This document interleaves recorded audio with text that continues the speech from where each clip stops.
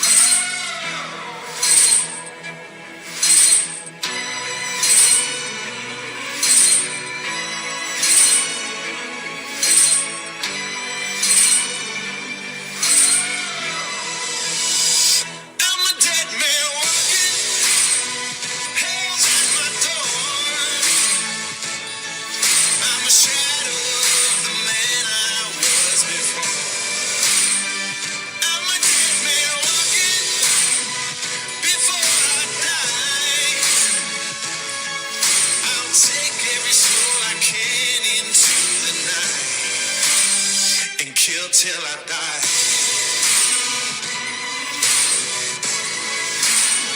And kill till I die. The Madness Comic Network and comic-related madness proudly presents Madness Tuesday Morning Brew.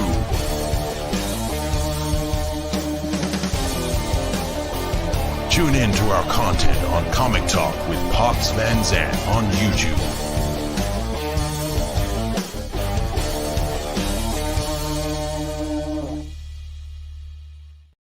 Good morning, everybody. It's Tuesday, and you know what time it is. It's time for the Tuesday Morning Brew.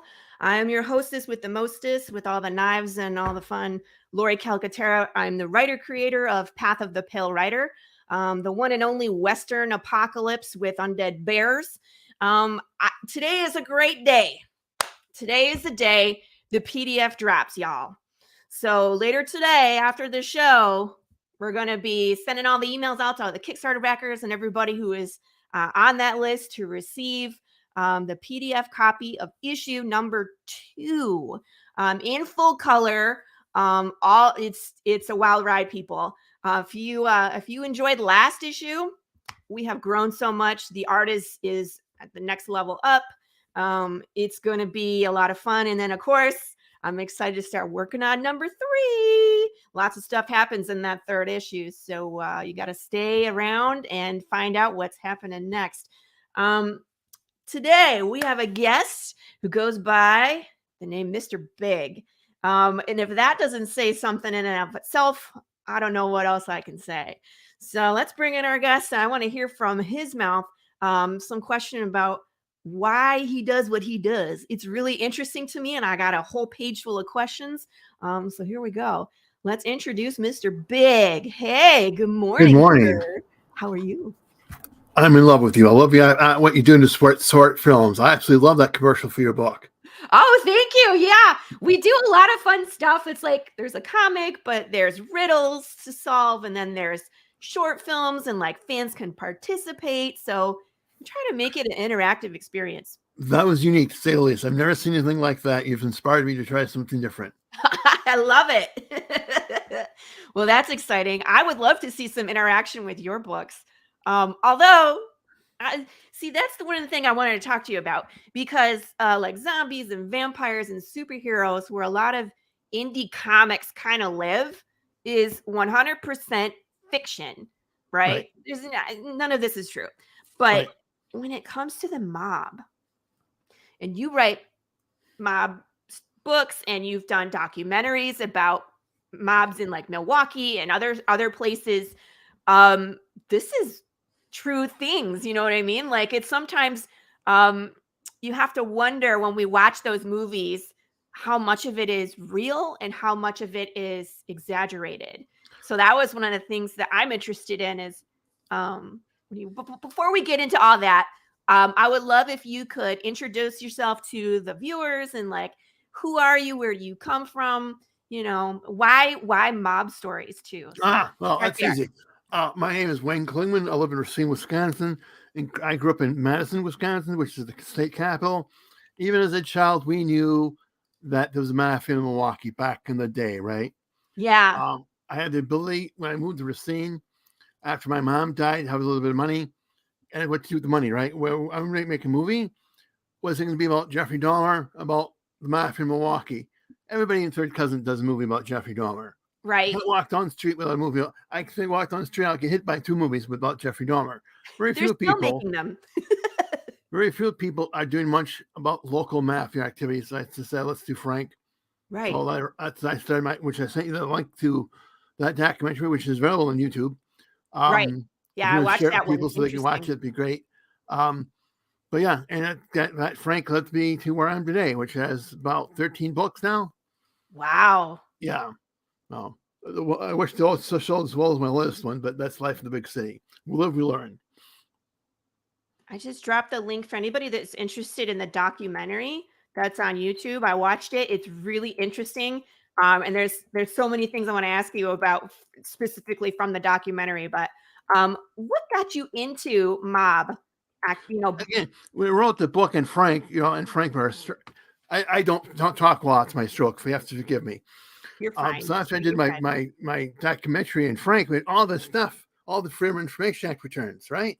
Yeah. With tons of information. So why not write up the book? Why not write the book and tell that story too?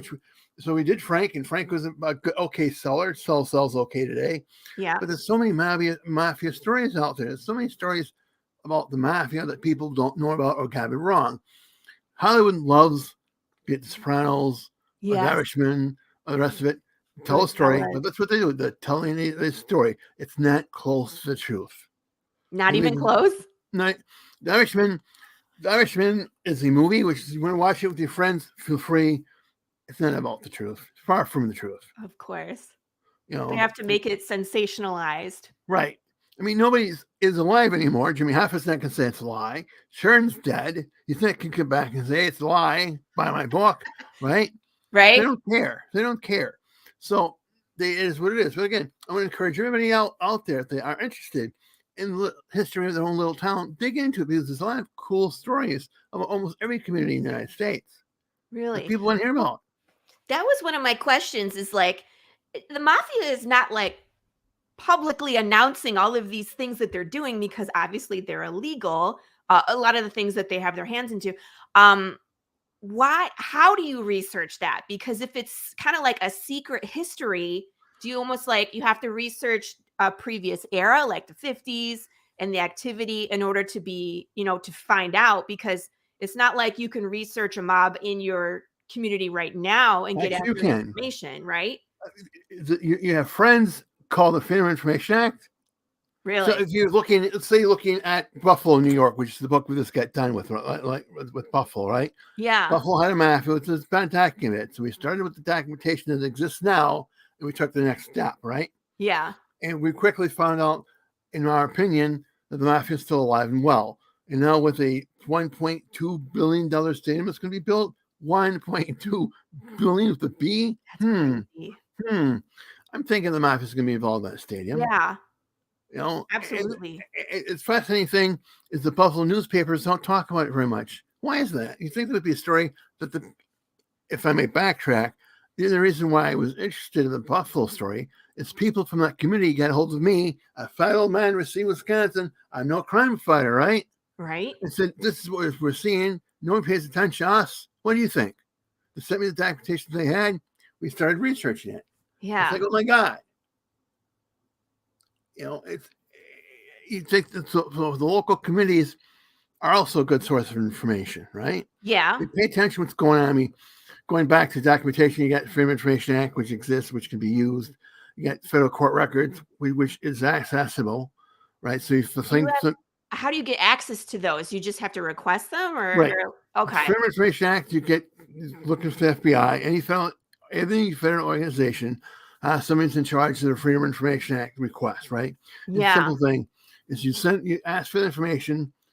If it's available, they'll send it to you. There's some laws. They can't be alive when it comes to FOIA with the FBI, excuse me. They can't be alive, right? Right. Because for various reasons. So if you go back, talk about, let's say, Howard Hughes, the records there exist. And other people are dead, the records exist. You can also appeal. If you think there's a public interest in information, you can appeal the decision, right? I'm interested in Joe Blow because of A, B, or C, right? Yeah. You're going to say, okay, well, we now like to repeal the appeal or we don't. It's a process that can take some time. I still get records on Frank to this day. It's been 4 years. It's fascinating stuff. I can't even, like, as a writer and it's like, I understand having to do due diligence and research to give accurate information. But again, a lot of times the stuff that I'm researching is like, again, it's fictional and I'm just making stuff up and I'm just trying to like make sure I sound accurate when I'm like, for example, I wrote one of the characters in my story is an EMT. So I wanted to make sure I was delivering dialogue that was accurate. You know what I mean? So it's like one easy thing. But like the books that you're writing, like this is a secret history. It was just really interesting when I was reading your bio where you were like, a fan of history, but it's like there's history and then there's hidden history, which is what this is. And we can always talk about hidden history. Yeah. There's a reason why it's hidden, I believe. I mean, what would they say about the time that we live in now in 50 years, right? What were they saying? Right. What is it that's going on today that we don't know or they don't want us to know? But yet people who have an earth to make sure we don't know. Right. That's what I'm saying. That's what's so interesting to me is it's the mafia is a secret. You know what I mean? What they do is a secret. So it's almost like you thankfully, have to look back. What gets me now is that name a city, name a big city. Yeah. Think of one. Detroit. Miami is interesting, right? Miami had a very interesting mafia presence, right? That mafia can't send one away, but then the cartels and the Colombians and the Cubans took it over with the drug smuggling. Right. And then you got drugs, and you got a little thing called Arkansas and a little port called Mina. Okay. And you get documents like there's no tomorrow of documenting airplanes coming and going with cocaines and firearms. Wait a second. They have airplanes coming in that people know are filled with firearms, are filled with drugs. They have agents working for the CIA, right? And Yeah. FBI are manning some of these airplanes. And it doesn't go anywhere. Why is that? How does that information get hidden? Who would have to be powerful enough of the state of Arkansas say this information will not be released? This information won't go anywhere. We're not investigating what's going on. Wink, wink, nudge, nudge. That was another thing that I found really interesting in your documentary. So people, please go watch this documentary. I posted the link up in the chat where you were talking about how like people from the mob infiltrating other areas. And specifically it was like the Teamsters were really big and like the story behind Jimmy Hoffa being connected. And, that he did some good things, but he was very much involved in the mob. So it's like, you got to wonder where it, like, do they have kind of like secret agents everywhere infiltrating like the government? Good question. Do they have people involved in the government? We know for a fact there's a guy arrested in Buffalo, New York area, right? A DEA agent who's working with the Buffalo Mafia. Elements of alleged the Buffalo Mafia. Let's use the word alleged, right? Well, that case isn't the trial yet. Well, we'll come out in that trial.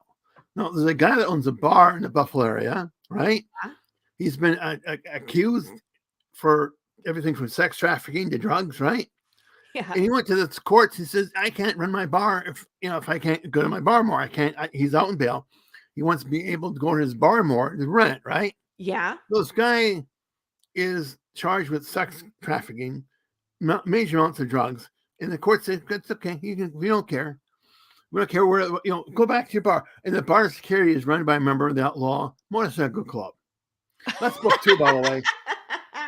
That's book 2 as we look at the motorcycle club used by the mafia in Buffalo, New York.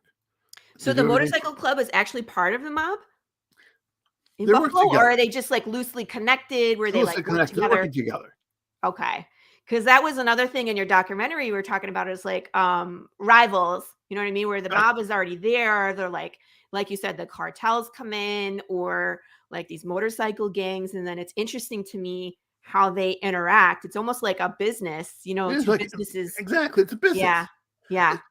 And that's how they infiltrate other organizations. It's a business. They go to, let's say, here you go. Here's a good example. Have you heard of Deep Throat? Yes. Right? Yeah. I can't kill this. So Deep Throat made so much money from the mafia that they had to invest that money. Part of the money they invested in was this little movie called Texas Chainsaw Massacre. Everybody loves that movie. That's a mob-funded movie. Right. Well, the people directing that movie had no idea. They didn't know where the money came from. Well, they knew who gave the money, but they didn't know the route of that money. And that money got even more money. And the mafia finally realized that we're not making real money from these films. We could really make money that we can then control if we control distribution. What do you mean if you don't want to distribute, if you don't watch, if you show my film, we're going to kill you. Well, that's a little extreme. So don't get caught pirating those movies because don't get caught pirating those movies. It's a bad thing. And then you got that situation too. I mean, there's a lot of money involved in illegal organizations because people, Joe Blow and Kokomo, will see that pirated movie. Right. Right.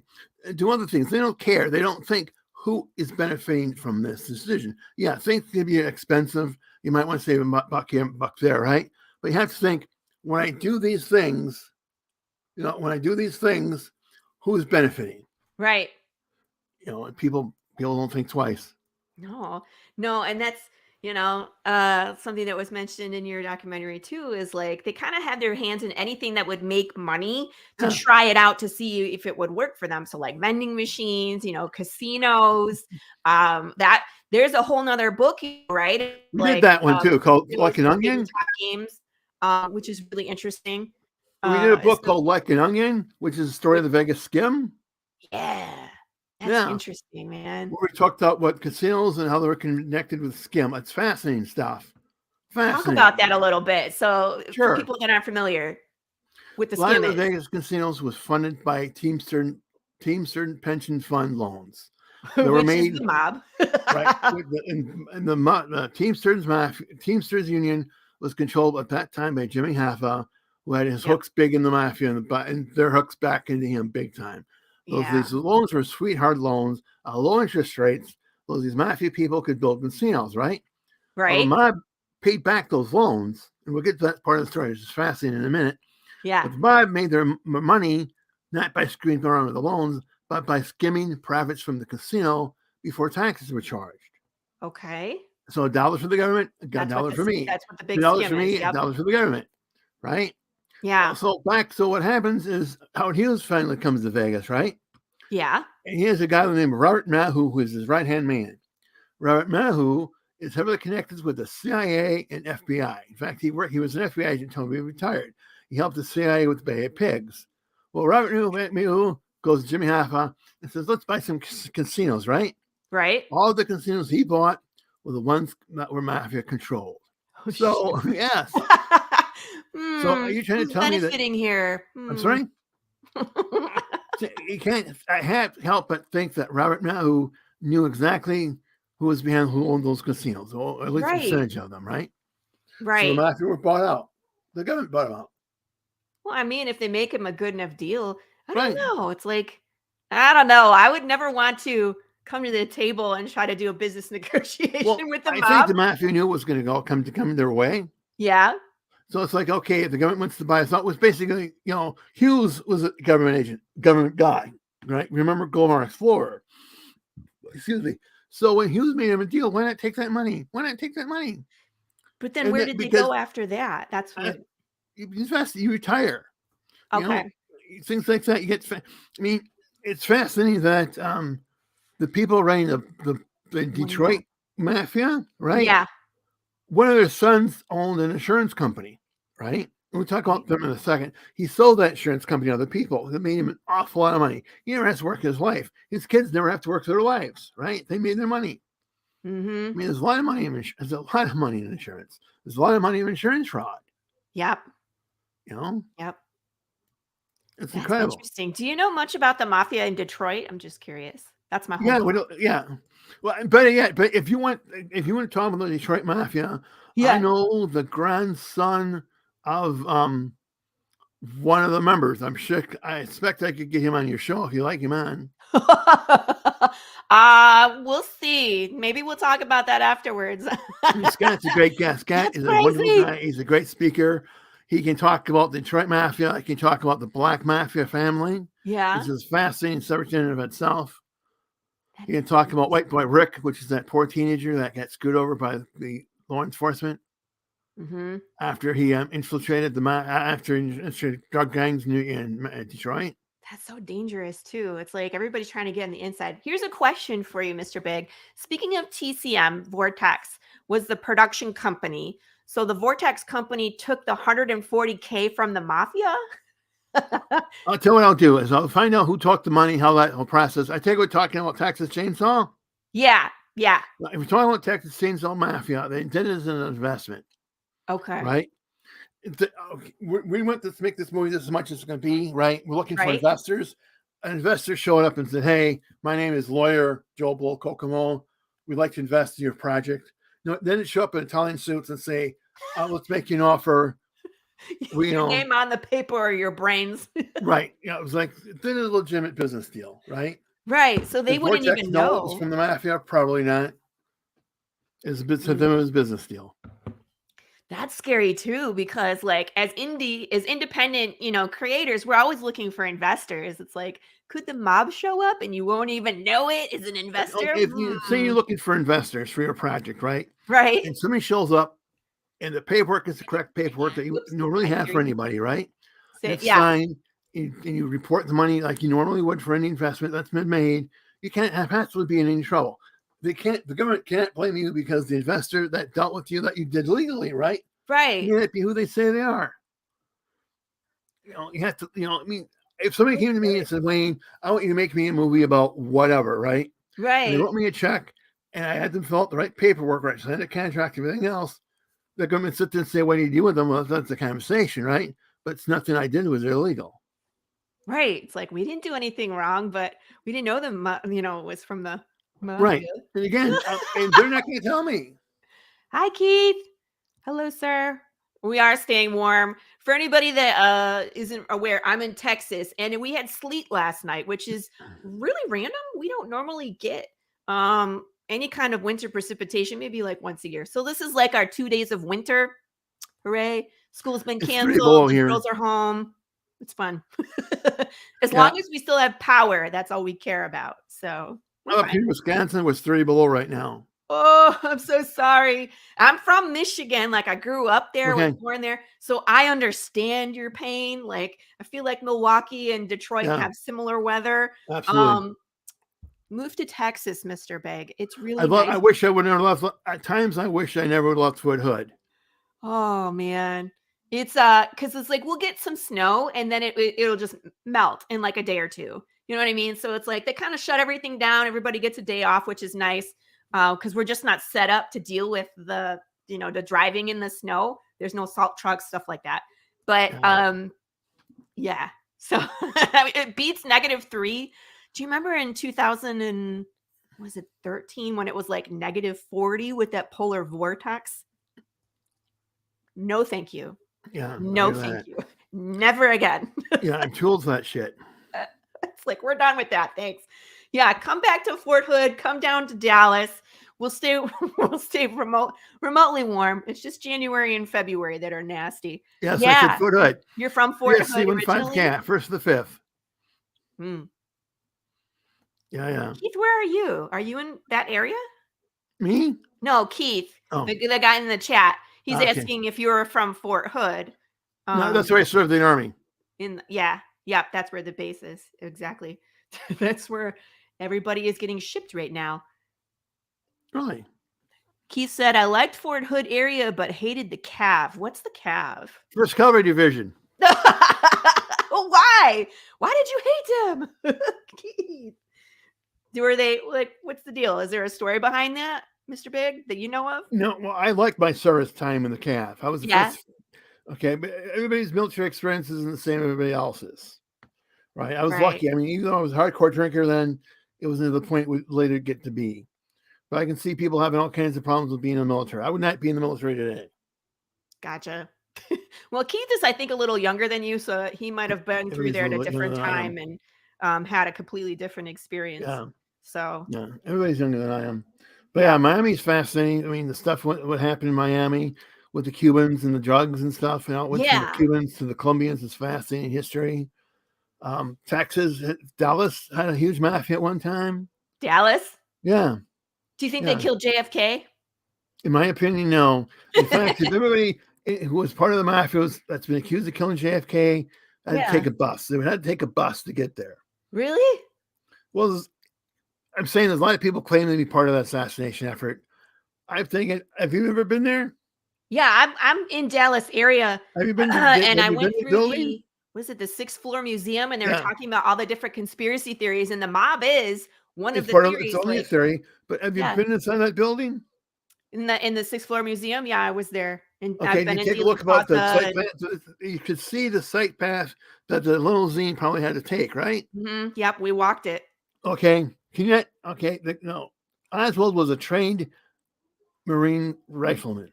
Right? Okay. Riflemen are trained to hit their targets. That's all he had to do. Yes, he used the old bolt action rifle. It still worked. Okay. Okay. I think it was easily able to make the shots, in my opinion. Yeah. I mean, someone shot him. Someone shot him. But I mean, who hired Oswald to shoot him? I think he did. I think it was the one guy. I think You the think thing he is a was little bit just crazy. lone wolf theory is the one? Oh, Yeah. no, one 'Cause was there's thing. the mob one where it's like he was hired or he was indoctrinated by Well, something, they're all these this mob conspiracy wanted him theories. dead because of Cuba. The mob wanted him dead because of what Yeah. was going on in Miami still. Okay, a lot of people want him dead then. People want him dead over Vietnam. Right. Right. Again, my theory is Oswald did it on his own. But again, it's my theory and only my theory. See, see, this is one of the conspiracy theories too, that he was indoctrinated by the communists who put him in the right place at the right time, and then they covered their tracks by having Ruby kill Oswald. So it's like, I don't know if we'll ever really know. It's like sometimes it's like too much information where you have to sort through it all. And nobody will get broke writing a book about the JFK assassination. I was going to say that's probably another topic that's been over ad nauseum, like Jeffrey Dahmer. We always, like again and again and again, reevaluate the information. It's like, I mean, we're looking at down the line. We're writing a book called Mysterious Hollywood Sex Crimes. What is it? What's the name? Hollywood Mysterious Sex Crimes. Okay. Because there's a lot of interesting questions asked about. We know these people are dead, right? We know what we're told happened didn't really happen. What else do we not know? Yeah. So how do you uncover? How do you uncover? Again, we have those laws that will allow you to have access to police records. We can also go to the documentation that was reported in the newspapers and things that have come out since, right? Something I did not know until recently is that Sharon Tate was videotaped by her husband, filmed by her husband, having sex with other people. Really? Oh. Ooh, right? Okay. And supposedly she didn't like that idea. Right. Who are these other people? Maybe one of these people said, "Hey, bud, I didn't know it was being filmed. I want that film back." And maybe he said no. Or maybe he said, "Gee, it'll cost you a couple $100,000. And maybe that guy went to Manson, who's known to have weird connections with weird people doing stupid, silly shit. Yeah. And sent him over there? Oh, sent him over there. So take your friends and do this thing and make it look crazy. Give me my film, we'll take care of Sharon. I'm wondering way or the other we're going to win. Ooh. Or way or the other, right. I mean, and the sad thing is that 7 people were killed. Yeah. Another question for you from Immortal Rising comic book. Then why did Jack the Jewish Mafia Rubenstein shoot him? I'm not familiar. Talking about Oswald?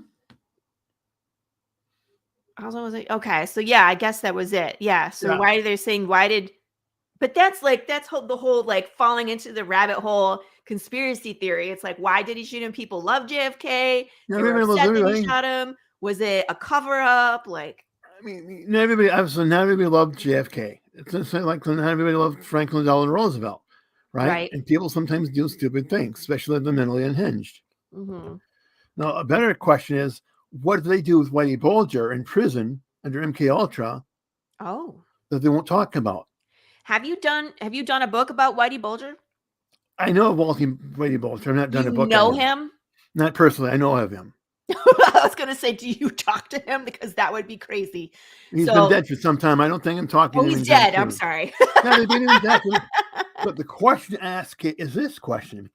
Why did they take him to a secure area in a federal prison in Florida and take him to the general population in a prison with mafia people that knew of him, wanted him dead for doing what he did back in the day when he was a mobster, and let him go free? Basically, let him in the yard where they beat him to death.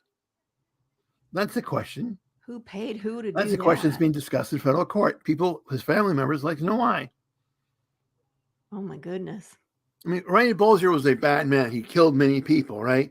I'm not sorry that he died, but we could put him in prison and say we're putting him the rest of his life. We have a duty obligation to keep him alive. Right. I mean, that's the implication is if you're going to put him in jail, that he would have his needs met. And that at least he could stay alive. Good morning, Quentin. How are you? So they put him in a place where they knew he would get jumped. They put him in a place where other mafia members, of which some of them to me may have done actions against their families. The Boston mob was not the nicest mob to be involved with. I mean, yeah. Like, I would think that any of the mobs would not be a nice mob to be interacting with, but that's just, I don't know, my thoughts on it. But I've had the pleasure to talk to a couple of real life mafia people. Yeah. Mafia people. And the ones I talk to, mostly been really kind, nice, generous people. They go out of their way to help educate the youth, like, don't do this shit.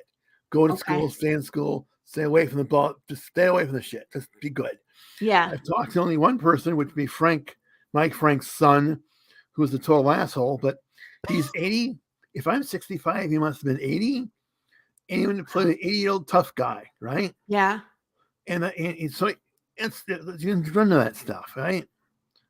You run that stuff. It's part of the game, which is all game. He wanted his friends that were there with him to pay him attention. He wanted that 15 minutes of glory. Yep, that whole 15 minutes of fame. And then at that point, it's like, was he putting on a front? Was he trying to impress you with this attitude? Like, what was he doing? It's just how he was. He was doing two things. He was trying to intimidate me. Right. He was trying to put on a show, right? Gotcha. Well, he can intimidate me all he wanted to. When he threatened my producer, my director, Jason Love, right? Yeah. Jason Love at 35 is a small man who was used to wrestle in college. Okay. If the guy would have taken a swing at Jason, we'd have picked him off the floor. So that man had no idea what he was doing. Well, the man was old. He wanted to be obnoxious. He's used to getting his own way, right? Yeah. So I took in the back room. I let him rant and rave with me for a while. Then he went away. So during your time researching, and you said you've talked to some mafia people, have you also had to talk to like people behind the scenes or like police or FBI, someone would like maybe do you a favor and give you more of a like firsthand sources are interesting. Sources can be anybody from the people from New York who simply keep the records with the scene, right? Yeah. To newspaper people who want to share a story with you, right? It's all part of a situation. It's all part of information that's to change. I used to do a podcast myself at one time, before my voice got bad. I got to meet a lot of different reporters who like to tell stories that won't fit a newspaper column of a couple hundred words. The stories go on and on and on. Very interesting stuff. Very interesting stuff. That's so I cool. can't tell you the amount of crazy stories which exist in the real world. Far more than in print. Give me an example of a crazy story. I think the craziest story I could remember hearing was the white boy Rick. Okay. At a young age, we're talking as a minor child, he was encouraged to infiltrate black drug gangs. I mean, he acted the role, right? He was basically an informant. And so what did the FBI do as a reward for a minor? They busted him and tried to put him in jail. I think he served 20 years. You're kidding me. Yeah, White Boy Rick is a documentary that you can see on Netflix, I believe. The story of White Boy Rick is very, very interesting. To me, how can you get a 15-year-old, a minor, how can you get a minor to be an informant? You can't. I don't think. At least you shouldn't. I mean, one, are they a reliable source? Two, I mean, they're a minor. You shouldn't really be, and they can't enter into a contract with you. Right. Legally. His father at the time was also involved as a minor drug dealer. Maybe that was the route they did. I mean, to me, it's a fascinating story that, again, my friend Scott Bernstein would love to talk about.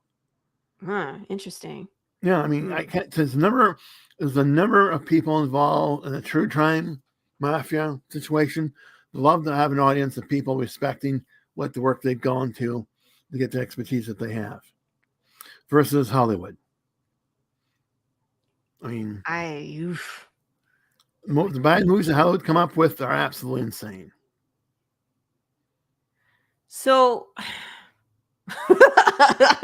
I just lost my train of thought just because of so much information my brain is trying to process right now, thinking about all of these outcomes with these situations. Well, I mean, look at all the things. Look at back in the day when Kennedy's father, Joe Kennedy, right? Yeah. Absolutely.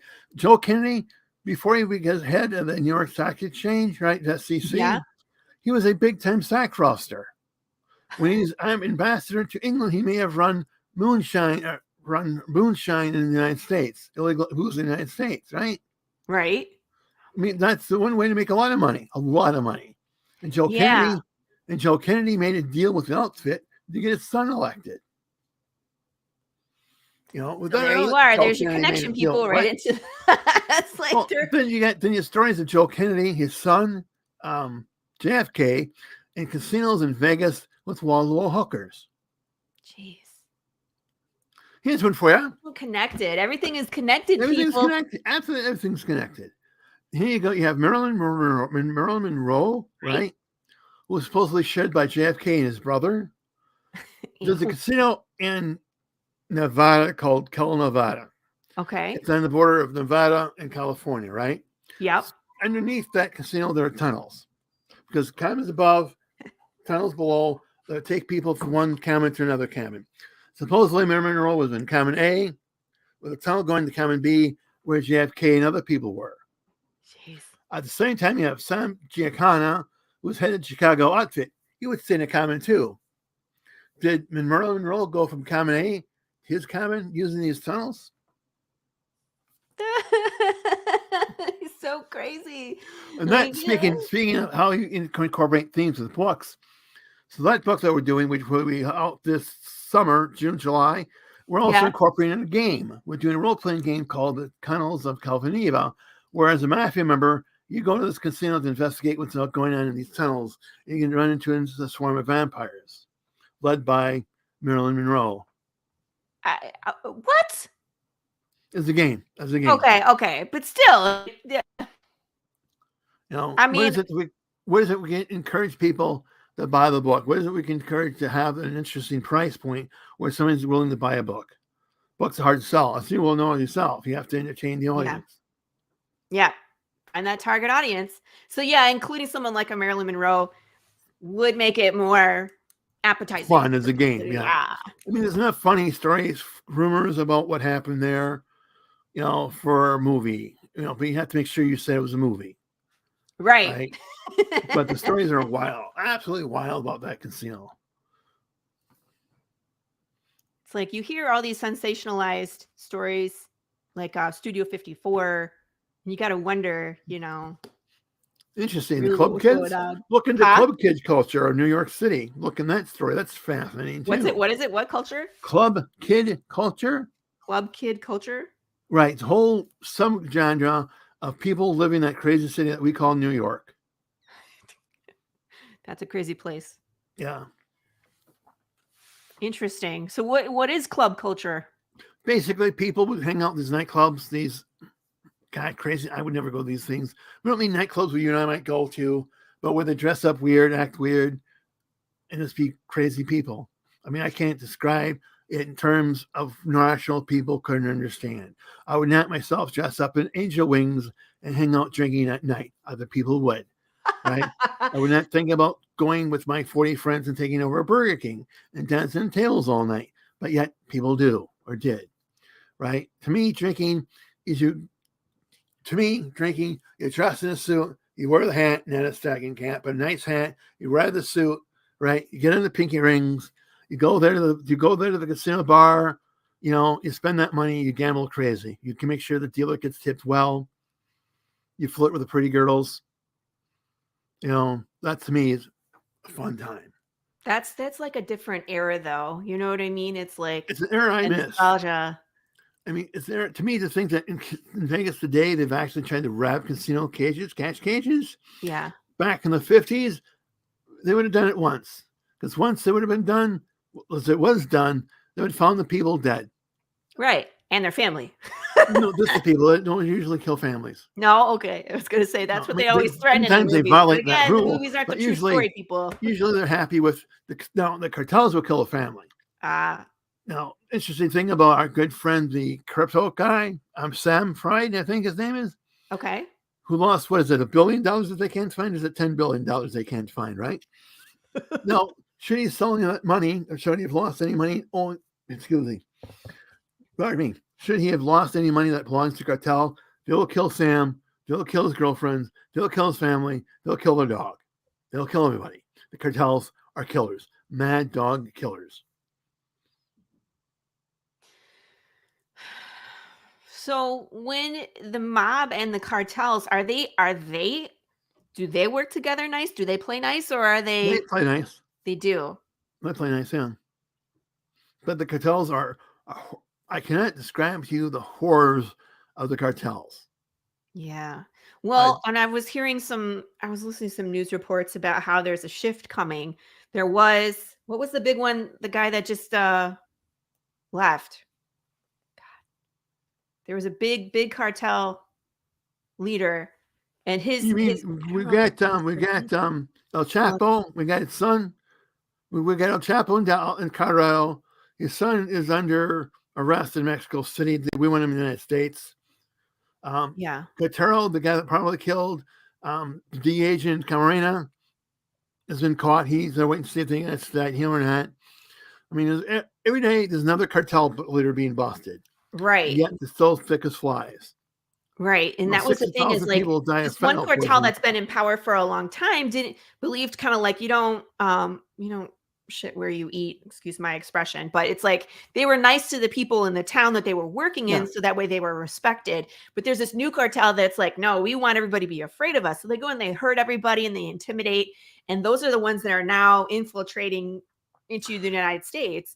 Every cartel, I should say everybody cartel, major cartels that come in the United States, right? Yeah. We have a major one that I live outside of Milwaukee, about 40, not even 40 minutes, but half an hour from here, we have a highway. And that highway, millions of dollars of drugs are being shipped from Gulf from Mexico to Chicago, up that highway into Milwaukee, into Green Bay, into Canada.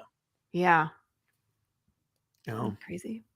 all because Americans want drugs. You know, we can blame the Mexicans for making the drugs, but it's the American. I mean, we can blame the Mexicans for making the drugs, but we're the ones that are buying them. It's all about supply and demand, people. Absolutely. They wouldn't bring them here if nobody was buying them. They would put them to where. Nobody's putting a gun to anybody's head and saying, smoke this crack. Yeah. Nobody's putting a gun to anybody's head and said, take this fentanyl. And that's Right. that's the problem with fentanyl. Yeah, I mean, my daughter died of fentanyl from a fentanyl overdose. It was mixing her heroin, right? Nobody made her take that heroin. She did it because she was an addict. Oh. You know, we can discuss addiction issues and how they come about. That's a topic for another day. But the fact that she went out and she saw a drug that she knew was illegal is on her. Yeah. I'm so sorry about that. Oh, That's thank you. I terrible. appreciate that. I mean, that's a whole another subject that gets really deep in a hurry. Because the United States government has been a major drug dealer from the days of Vietnam. Yeah, and it's like that's one of the major things that's coming up right now. It's like between immigration and fentanyl and drugs, and a major concern. The United States government created a drug supply in Vietnam. Mm-hmm. Same thing with the Contras. Remember that little war we had with thing? That was us. Yeah, that's a whole situation here. So we can't. Our government does not have clean hands. Right. I mean, if anybody thinks the government has clean hands at this point, they haven't been awake. Everybody should be aware that there's corruption, I would think. Not even corruption. I can't believe that Other North, who helped the Contras out, right, didn't know what was going on. That his leadership, people above him, did not know what was going on. Maybe they're dumb as bricks. Could be. I don't think so. I don't think so.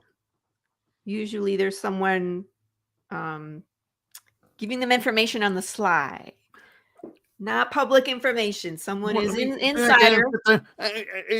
Which answers the question. I mean, we don't like government A, right? We want to get rid of them. What extent are we going to do to get rid of that government? Are we going to become more evil than government A, right? Right. I mean, let's talk about Ukraine this briefly, right? Okay. Nobody wants to see Russians in Ukraine. Nobody wants that, right? Right. No one wants that. I'm more than willing to help the Ukraine any way possibly I can to beat the Russians. They're bad people doing horrible things, right? Right. But how much of that money is being spent? What we're telling it, it's being spent for, and how much of that money is gone missing?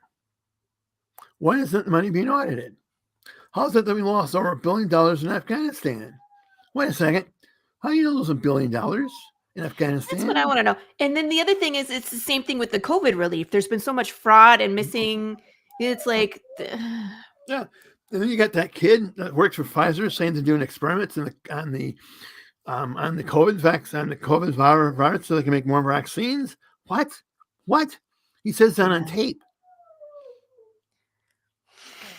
I mean, he claims the guy who said those things didn't press a date. I'm sorry. I've been an old man. I've impressed dates many, many times, right? Yeah. I've never impressed a date by saying I'm doing medical illegal experiments. You know, Maybe he was just making it up to impress his date. that's what he claims. Yeah, I don't know. It's scary stuff.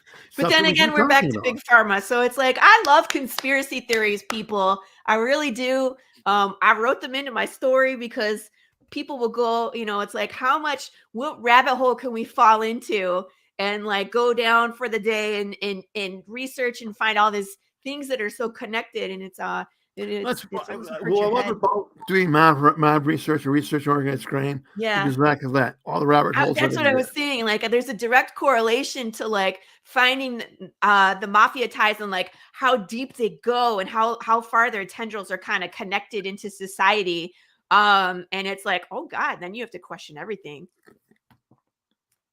I mean, replace the word mafia with organized crime. There you go. Right. And it goes everywhere. I mean, it goes everywhere. Here we have 4 or 5 hotels being built center scene, right? We don't have anywhere near tourism for 4 or 5 new hotels, right? So who's going to stay in these hotels? Who's getting paid to build these hotels? Any of that. I have to go and bounce. I go help my wife, as I stated earlier, I have to help my wife with the dog. So I have to bounce now. I really appreciate the ability to come on your show and rant with you this morning. Absolutely. Everybody, Mr. Big has a book that you can purchase on Amazon right now. It's about the mob in Buffalo. Again, these are not indie comics. These are not fictional stories. This is research and based off of reality. Let me post it here so that people can go support you. Read this book. The other thing, the link for my first book I bought, my first book I wrote about Frank. It's on sale for $3.15. Cool. Absolutely. So if you can download it, you can purchase. Can they purchase a paperback version of it? Yes, they can. Everything's either in Kindle and paperback. Yeah. The Onion's on hardcover too. I read this myself just because it's so interesting to me. Like you said, all the connections that come together. So might expand your mind, people. I do thank you very much for having me on. I really appreciate your time, ma'am. Absolutely. And you're welcome back anytime, sir. Feel free to come back and we can talk some more. Maybe I'll pick your brain on some more conspiracy theories. Or we can talk about movies too. I love movies. Oh yeah, absolutely. I would love to send you a copy of my comic book, so I'll do that. My second one is dropping today. So if you like Clint Eastwood mixed with some sci-fi and some zombie apocalypse, I'd send you a cartoon of my cocaine bear because that's a cool story. The story of the real cocaine bear will blow your mind.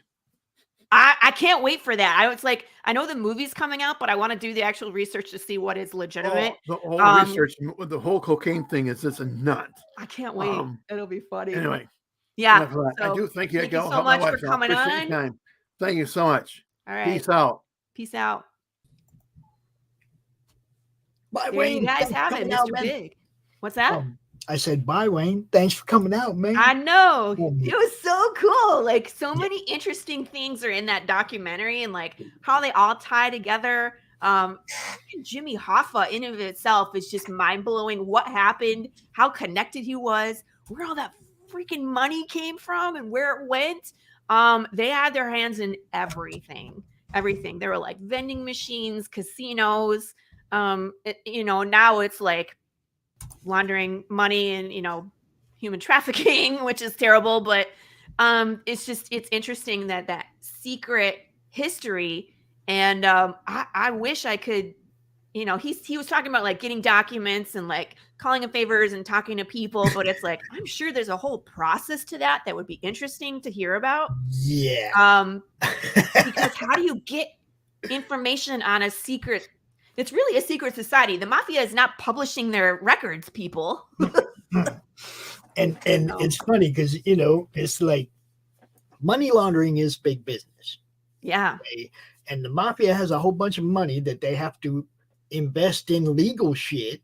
Right. In order to reap reward from. Otherwise, it's just dirty money sitting in the corner, right? Right. Good morning, Jorge. Thanks for showing up. What's up? Hey, people. Hey, who wants to come on the show? We got some open time here. Who wants to hop on and chat with us about things? Quinn, you can come in and draw. Doc, I'd love to have you on. Dawn is Hey, you want to jump on? We could talk about comics and whatever. Dawn's PR, Michaela's PR lady, Dawn, she is coming out. She just gotten out of the shower. She's like, give me a few minutes. Well, for those of you who haven't heard, Michaela Jade is bringing 2 shows to the madness. Quentin, if you want to come out right now and show people that you and I are not the same person, you're more than welcome. Oh, that means he has to show his face, though. Yeah, and I'd appreciate it if he would. Oh, we yeah, can we'll just put the link get it in. over with. You know what I mean? It's like there's people out there going, I think because of the way Pop's hands are moving and the way Quentin's hands are moving, that Pop's really Quentin. And I'm like, What? Pops don't draw, yo. That's are you funny. sending that to Doc, or do you want me to? I'll grab it. I got him. Oh, you It's got it? already there. Bang. All right. Okay, Doc, it's on the way. Boo, boo, boo, What's doo, up, doo. Mr. Hey, C? my Baby, Pops, baby. my Funko Pop shipped today for all the backers. I'm excited. When the bear gets here, I'm gonna do some pictures and I'll post what the bear looks like because nobody has seen it yet except for me. I want to order an extra one and raffle it off. So if anybody's interested in getting a Big James Funko Pop, keep in touch with me. I'm going to post stuff in my group and on my socials. We will plan a live raffle so that way be someone careful, can have an actual. They don't like the word raffle on I mean, what Facebook else? and shit. You don't like the word raffle? What should we call it? They frown on raffles. They look. What should we call it? A giveaway? We call them waffles. A waffle. We call them waffles. Well, we're going to have a it is an waffle issue. then. Good morning, Doc. What's happening? Doc. Good morning. Good Good morning. morning, sir. How are you? I'm groovy. Working on one of Doc's absolutely, mostly, positively true stories, number 3. Let's hear it. Right. If you haven't seen them yet, you need to go watch one. Oh, They're on, Yeah, he's got a couple on his They're on channel. that are Facebook. pretty funny. they're on YouTube. oh, they're on YouTube. Okay, I definitely want to go check those out.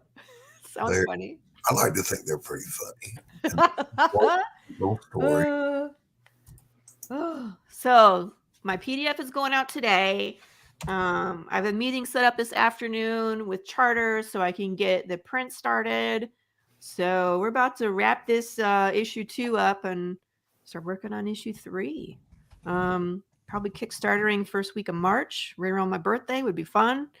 And yeah, I'm gonna be making some surprise things. I'm excited. If you guys like surprise rewards, I always say this is the one to get, but this is the one to get for this campaign coming up. I have some pretty big plans, and if I can get them all to fall into place, it's going to be amazing. Yeah. I dropped the link to one of them in the back if you wanted to just share a minute or two of it. Sure. Let's check It's it out. cute. Can we watch it? What's up, Oh, Ken? Hey, it's your actual Netherlands.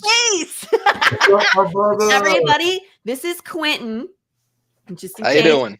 That is two continuum. Doc, or Somebody I this met Pops, on- and Doc is in the corner. I can't point. Which Here is- we go. I don't know what to do with my hands. They're separate I got to explain this. Okay. I met Quentin through Christie Shinn on her lunch hour, way before Christie was part of our network. Okay. I've known Quentin for a long time. We ain't the same guy. I want you guys to look real close at all the drawings that he did. There ain't no black freaking gloves, yo. God damn.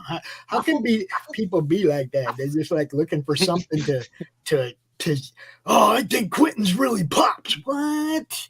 Come on, Quentin, tell him who you are, bro. Who am I? I'm born in the Caribbean, but educated on both sides of the world, in the States and the Netherlands. And I started drawing since I was in middle school, high school, and so on. Collecting comics since I was in high school, and huge fan of superheroes stories, and even history, and even paleontology stuff like that. And fan of independent comics. Now show them some of the drawings that you've been doing so that they believe that you did them and not me. Okay? Okay. Let me Just switch put your the Facebook up there for a second, All right, let me put up this time. Hold on a second. I've never been accused or I've never had somebody act like I'm somebody who's actually better at something. Okay, look, dude can draw. I can't. Okay, I ain't never trying to claim that I could do what he does. Yeah, for those of you who are not familiar with Quentin, he's on a lot of our shows. He likes to come on the Brew, and he will usually have the camera pointed at his sketchbook, which And is there amazing. he is, yo. He does beautiful work. And I love when Quentin's on the brew because it's always like, okay, let's see what the progress is. And we do this, we blow up his screen and we see some of the cool things that he does. I love draw streams because I'm not a penciler. I'm not. So I like seeing, just amazing work come to life. It's like you breathe life into it, right, Doc? I mean, I'm pretty accurate. It's like you're putting yourself onto the page. Look, I'll hold my hands up. Let him hold one up. Look, we're not the same guy. Definitely not me. Just hands. Just hands. I mean, to me, it's a compliment, but y'all calling Q ugly, yo. Don't be calling Q ugly. Q, are you in your usual location? Who? Q? Yeah. Me? Oh. Yeah. Yeah, he's back home. Don's here. Are you back home? Oh, okay. Look, Doc, this morning we talked to another person that's bringing another show or two to the network. I don't know if you know author Michaela Jade or not. You've probably seen us play her ad, right? Yes. Dawn is now like kind of working to help get Michaela out and get her seen more. And we got her here. She's going to tell us what Michaela's up to and, fill some of this time. And because Michaela couldn't come. All right. Yeah. Now look, Mr. CCTV DV says I make some pretty nice stick figures. Just saying. So play a minute of my that I shared the link with. Share it with everybody, and you'll see what you can do with stick figures. Tell up there. I put it in the chat. It's right here, peeps. Yeah. Okay. I wanted to share some of it, but okay. Can we show it? Yeah. Well, let's talk to Don for a little, and then let's show it. I promise you, we will show it. Okay. Yeah, let's not leave Don just sitting there. I don't want to leave Don hanging Oh, out. I didn't know you had someone in the back. I'm sorry. That's what I was just nah, saying. We she's got in the back. Michaela's PR person is here. That's what I'm going to call her. Michaela's PR person. I'm going to bring you on, Don. Here you are. Hi, Don. Good morning. Hello, Dawn. Good morning. It's still Hey. morning here, so I can say good morning. Yet. Is it morning? Where are you in the United States? I am in Central Illinois. Okay, there you go. So you're in Central Time? You're in Central Time. Central Time, yeah. Yes. She's right over there. With me. Well, they're 1 o'clock in the afternoon there. Nope, 11. It's 11 o'clock. That's what I Or the said. I don't other know why way. you argue with me about these things. Hi, Lee. Because we're existing in that time, and that's what my clock says. Yeah, I'm going with what the clock says. There's two ones. Look, I had reversed the rotation of the Earth just for a moment. Oh, we're going backwards now. It happens sometimes. I apologize. Superman. Go the other way. Turn back time, bring Lois Lane back to life. There you go. That was the dumbest time travel ever. Just That one- wasn't it? I was like, what are we watching? But of course, I was 7, so it didn't matter. All right, so I'm going to drop a link over here in the chat. Yeah, You let's can do go it. See Michaela Jade's stuff, Yay. and Dawn's going to tell you about it. Well, okay, so I literally got this like half hour ago, like, hey, can you pop on? So I'm totally unprepared. I know. We On are the very spot. We love relaxed. it that way. We love it that way. Surprise. I know, like literally when I got the message, I was like, I just got out of the shower. My hair's still wet and everything. So, well, Michaela is number one. She just got the rights back to her first book, which is Warrior's Secret. And she is working on redoing it, adding parts in that the publisher made her take out. She's redoing the cover. She's having a whole lot of fun. Cool. So, this is Secret. So this is the one that's out now. You can only get this right now on her website, www.authormichaelajade.com. So it's not even available through the Big River anymore. So her second book is Warrior's Trust, and I do believe she's going to do some reworking on that as well, and she's going to be re-releasing that. And then she's got Worth and Honor. This is so cool. I love seeing it. It's like, I want to hold up my books too, and I have 4 and be like, hey, you know what I mean? That's a crap ton of work she's holding in her hands right now, people. I know. Full And house. Boom. I know. And this. And I'm this. sure. And wait, there's more. Yes, because Oh, I don't there's have my more. copy of Obsidian Hearts because I was reading that last night. So that's actually in the living room. But she's got Obsidian Hearts and Monster, and that's written with another co-author under the name Linnea Fletcher. So she's got her 6 books that she's got. She's working on another High fantasy warrior romance book. novels. And You what? I said they're high fantasy romance type novels. Paranormal romance. You know, Clarissa, where are you? We need to read these. Yes, Carissa, where is she? She's working because I asked her. I was like, "Hey, dude, you want to come on the show today?" She's like, "I'm working." So we love you. Me and her kind of raised a little heck the other night. Oh. It was fun though. Oh, that was that show. Carissa's a hoot. I'm just going to tell you.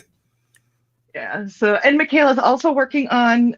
She's already released one story. It's and she's working on the second one through Kindle Vella, and it is Pieces is the one she's working on now. Scars is the one that's already done, and that's also working on a series. And then Vella, she's also going to do Roguestone After Dark, which is the setting for Warrior Secret.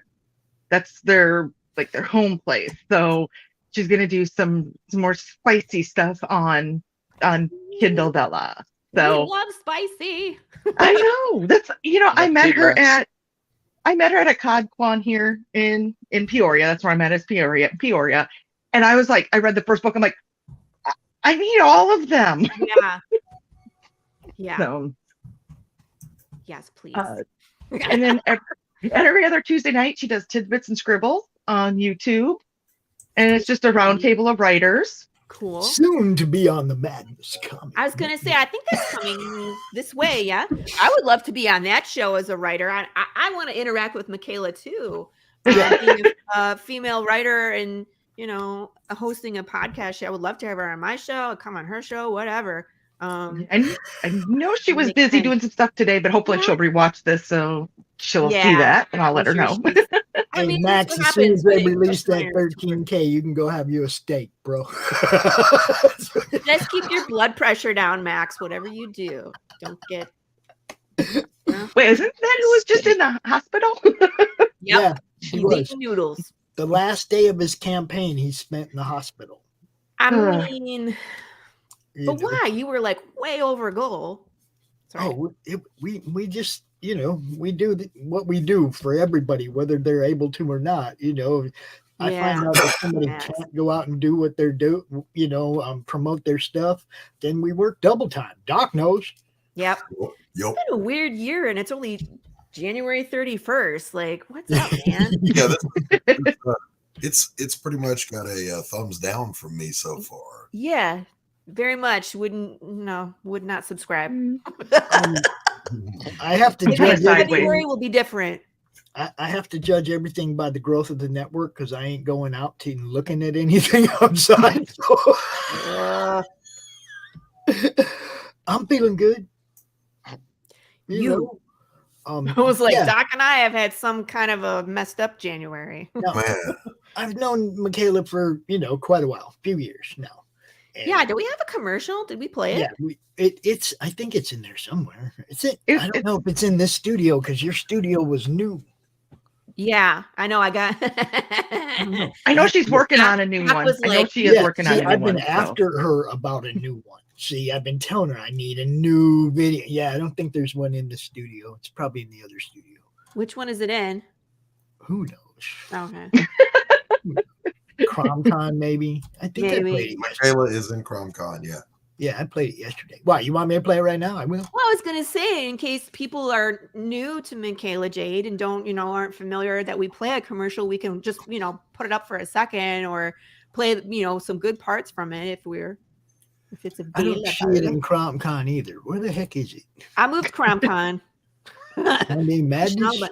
We deleted CromCon. I didn't delete it. Jeez. It's gone.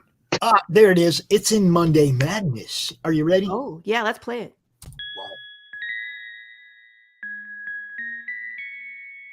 I told her, I said that the elevator music just ain't mixing in with everybody else's ads. We got to spice this up. Yeah, but it stands out in contrast. Secrets. Trust.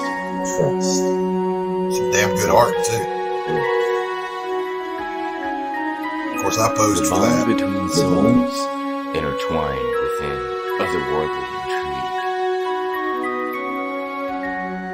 Michaela Jade brings forth the Elite Warrior series, a collection of dark fantasy romance novels set in a twisted world where power lusts in the hearts of men and devotion seduces the souls of women.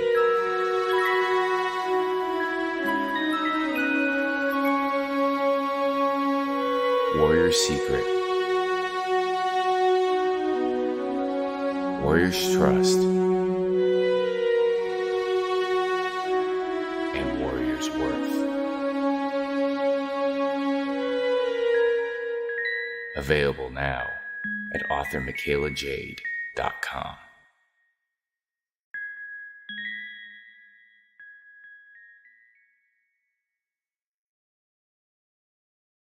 So here's what I woke up. I got up this Doing, morning and I Quentin? was like, All I see is Quentin's face going like, I know he's all happy. I was like, I woke up this morning and I was like, man, we need more. We need more cool female creators just because it seems to piss some people off. what? Happy bro. You know what I mean? I'm not known going to Michaela for a apologize long for time, being who right? I am. Right, Dawn? Are you with me? What was that? I I said couldn't I'm hear not you going over to pop. apologize for being who I am. This is me. Right. You like Yeah. me or you don't. I think I'm pretty fun. I like doing things like knife fighting and writing comics about cowboys and zombies. So Yeah. So I know Michaela for a long time, and I was just Yeah. like, I don't know why I haven't ever asked you before, but hey, do you want to bring your shows to the network? And she was like, oh hell yeah. There you go. More exposure. It's that simple. It's like she's like, I can go to 3 destinations. I said, Crom wants you to go to 5 more. You know, there isn't a whole lot to negotiate. It's like you put your content over here. It's still on your channel, right, Doc? Yep. Still on your channel. You just put it over here, and I try to put it in as many places as possible, so you're getting seen all over the place. Mm-hmm. Are you trying to sell books or get likes? This is my question for you. Are you trying to sell books or are you trying to get likes? Sell books. oh, look, Put it You know, everywhere. It's kind of funny because we'll be on watching her Facebook page and it'll be like, oh, we lost 1. Oh, we gained 2. Oh, we lost 2. It's like, you know what? If those people want to leave, they don't want to be here anyway. We don't need them. Yeah. right. It's all a numbers game. You just got to keep doing what you're doing. And over Mhm. time, more people from your audience will find and follow along. So you just gotta be Exactly. consistent. Remember, the goal is to sell books, not get views. Well, I mean, The every time, goal For is both? It's like, wait, can we back up here? every time I lose a subscriber, I just hear, "Don't pull your love out on me, baby." I Yes, hear knife 2 fighting. steps forward, 3 steps back. You know, when Yes. I had someone tell me, you know, when you're going to release a book, you know, you got to have a YouTube channel to do your shilling, and I understand the logic of that. You do. However, I'm not the guy that's gonna live and breathe by social media, likes, dislikes, follows, whatever. I'm not that guy. I'm happily retired. I don't need the money from a book. I'm just putting a book out. I can sell 1 painting for more than this thing's going to fund for. Right. No, but it's fun. And I meet cool people like Quentin and Laurie and Pops and all the other wonderful madness people. You know, that's the appeal to me. That I love the community here too. I think that's really, been an unexpected benefit because I came into it, trying to sell books, like you said, Doc, like sell books and like further the story. And then it was like, hey, we all love, each other and do fun things together. And why don't you be a part? Absolutely. Yeah. So I've met lots of good people. I've had lots of opportunities to collaborate with people in the madness. So it's like, it's a fun place to be here. So It is. and we is. like See, I finding don't- new people, especially females. And see, I don't do a lot of writing. I'm not artistic, but I have the marketing mind. There you go. Like I like to think outside the box of, I like her how can we already. make this plus and do this? And I've only kind of been helping out Michaela on a more often basis for the past couple months, but we did a signing at a local game shop here. Mhm. Cabbagesandkings.com. They're awesome. Anyway, I had to plug them. Yes. But because they've been awesome and about just they like helping out people. I don't know if you guys know about the Rising Tide, Brian K. Morris, that he does Ryan's that. the boy. We love the Fez, man.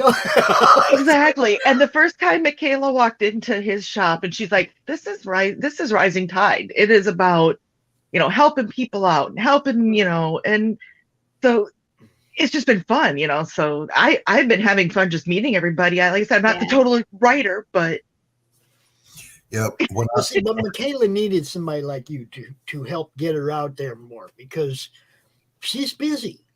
She's always writing or hunting or I love Michaela. She's awesome. Hunting in air quotes. Busy girl. What is she hunting? Hunting, yes. Bang bang hunting. Whatever hunting. Fill over your freezer. We don't have to go to the store. Deer, birds, fowl. All of the above? Zombies. Deers. That was my question, Doc. That's what I was leading to. It was like, are we preparing for the apocalypse? Listen, if it's Texas, there's zombies. If it's Florida, there's zombies. I'm just saying. Be very quiet. I'm hunting. Although we're not going to fill our freezer with the zombies. Just saying. I got bored when I retired. It was like for 2 weeks, you feel like you misplaced something, and that something is your work. And I'm painting. But then the next 2 weeks is, this is so wonderful. I have my coffee, peace and quiet.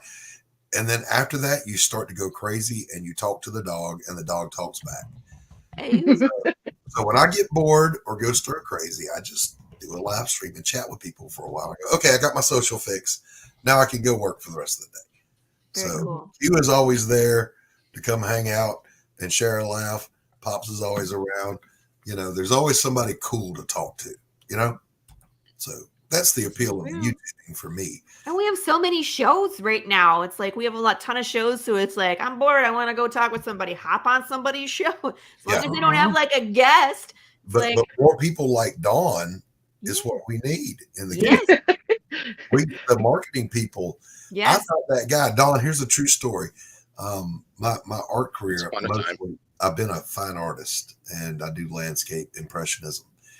And I am so bad at marketing that my first solo exhibition, I paid somebody to be me. They put on the tuxedo. They went to the opening and pretended to be me because the first time someone would say, well, how much is that painting? And it's listed for $10,000. And they say, well, I don't think I can go 10,000. My dumb ass would go, well, you got 50? $50? Yeah. So gallery curators hated me because I would do that shit. And they would say, you're not allowed to talk to the customer. I'd fire your butt too. Like, what are you doing? Out. Can you afford 100? Oh my gosh. 100 pennies? No. And they're like, sold. Running out with this $10,000. My wife really likes this painting. Well, I want your wife to have it here. Just oh my God. I've done that. Because honestly, it kind of comes down to people. Yeah, you gotta make the money to pay the bills, but you also want people to be happy. You do this because you want to share what you can share. So it's a catch-22. And I suck at the business side of it. I've got a publisher for my book because I cannot even do the business side. Yeah, so hire somebody to do the business side, people. So this is the thing. Know your strengths, know your weaknesses, right? I was like, I can draw, and I can. I have a Bachelor of Fine Arts. I am not drawing my comic. Nope. Well, I was going to hire you to do mine, Laurie. No, you were not. Don't lie. You got to lie, Doc. You ain't got to lie. Let's be honest. So it's like, know your strengths, find someone to compliment you, for your weaknesses. So that way you can succeed as a team or, It takes a village. It really does. Yeah, it does.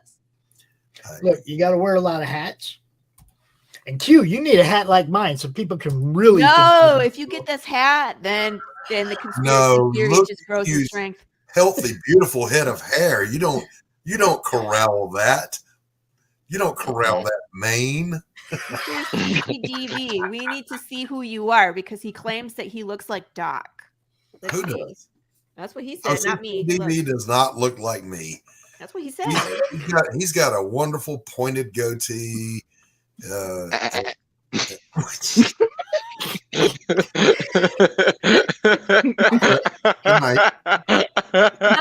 night, everybody. See you. Oh God, she left me with you guys. No.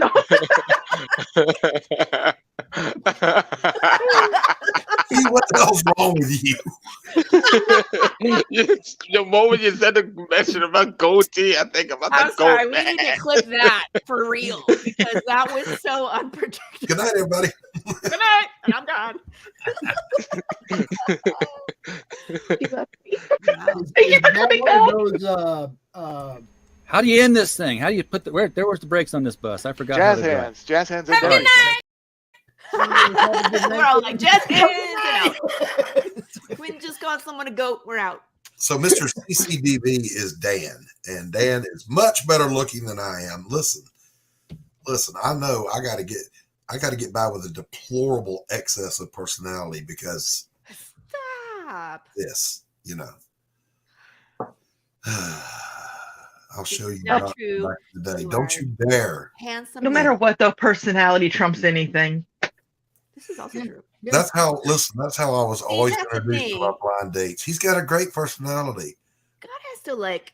That's funny because I seen balance the Bristow scales. and Dave take one of those the other day on Twitter, and she's like, What? "Oh, I love your personality," and I was like, "Oh, Dave, friend zoned already, bro."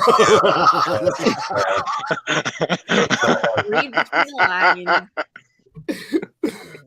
But I'm just saying, like, when God like makes a person, a lot of times he balances the scales. So if he's giving you a crap load of talent, Doc, just saying. You're not supposed to in any way agree with me, Laurie. I'm sorry. Let me just say, you are a handsome man. That's Just wanted much to better. reinforce your better. drive, Doc. We wanted to reinforce It's your hard when you're inspiration. handsome and you have all the talent. It's like, then it's not fair to the rest of us. That's why he's not good at marketing. He had to have one thing he just couldn't do. I can't do math at all. 1 + 1 = 10. 10,000 minus 9,950 = 50. Yeah, you can have 50. I have a numbers dyslexia. A squared plus B squared equals C squared equals D squared. Now we're talking triangles. You're a little too far there. You're like one step too far. Like stop at the C. Yeah, when I was in high school, the teacher said A plus B = what? I said ab. No, that's 8 times. Totally accurate. Jonathan, What's up, Jonathan? Welcome to the Tuesday Morning Brew. We are a little chaotic here, but we have a good old time. We're talking about just anything that pops into our mind. We're excited that we're having new shows added to our lineup. Miss Michaela Jade, author of several books, which are, how would you describe them, Dawn? Spicy paranormal romance. She's coming to the network. She's going to have 2 more shows. She's got lots of books. Oh, here we go. What is this, sir? So this was at 30. Who it is? Before the hair went away and the fat jumped on the body. So This looks like you. Just a little bit. I think it looks like you. That was like I said, that was before the tragedy that sits before you happened. Stop that. I am a human What are being. plans for February? What's going on next month? Anybody have exciting things coming up next month? Michaela is going to be at QuadCon in Peoria, Illinois on the 18th and 19th. On the 18th and 19th? Yep. That's cool. Anybody in Illinois in the chat? Mr. Jonathan, are you in Illinois? Why would anybody be from Illinois? We're not even sure if that's really a state. Dawn is there, right? That's where my heart is. I was gonna say she's got a Minnesota mug, you know. Well, I lived in Minnesota for 27 years, so but I've been here for 16 now. That kind of go both ways. Here's That didn't come out right. I want some kind of Dawn. I want some kind of proof that North Dakota exists.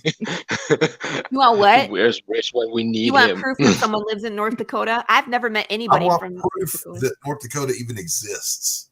I don't even think I went there. No, we went to South Dakota to go see the Mount Rushmore when I was a kid. Jonathan, you're all the way in Maine. Cool. Ooh. By the way, Michaela's going to be in South Dakota in June. There you go. I'm going to be in Michigan in Always June. promote. Yeah. Smoking what? What? He's Max, smoking crack cocaine. with what are you Asians. talking about? I think that was meant for a different chat. Max, you and Jesus better tighten up. Max. What's in those Max. noodles? What are you Max, doing, sir? Max, Make better life Max. choices. That's all I gotta say. I want to know what's in those It's noodles. magic dust, dude. A little bit more for Santa What does that Claus. even mean? Oh, Santa Claus. What does that even mean, Pops, Dan? go get your boy. He's out there smoking crack with Jesus. I don't know what's going on. Somebody gotta find Max and reel him in, dude. I do not Stop know eating your why. noodles. I do not know why you can't tweet me. Uh-oh. What's your Twitter, dude? I'll try tweeting you. I do not know why. You had to tweet. Oh, First world problems. I Oh, that's what's happening in February, Max. You're gonna.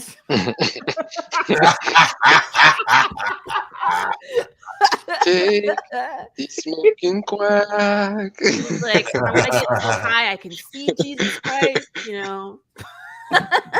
Hey, Max, he's not. That's not Jesus. It's Hunter. Run! Michaela! No. I don't know what just happened. And then he left. Word association. Superstar. I don't know what's happening right now, people. This is called Hold up. Tuesday I morning gotta say brew. It this, should 'cause be there. Hunter's We're on the the only Monday person- Madness screen. Like, we don't know what's going on here. I just gotta say it. Because Hunter's the only person I know that smokes crack cocaine. Oh, Hunter. So yeah, Dan tweeted me that he would like to come on. Come Dan, it's not my show, and I'm not the gatekeeper. I'm not in charge. So This that is would be CCD. that would be up to our host.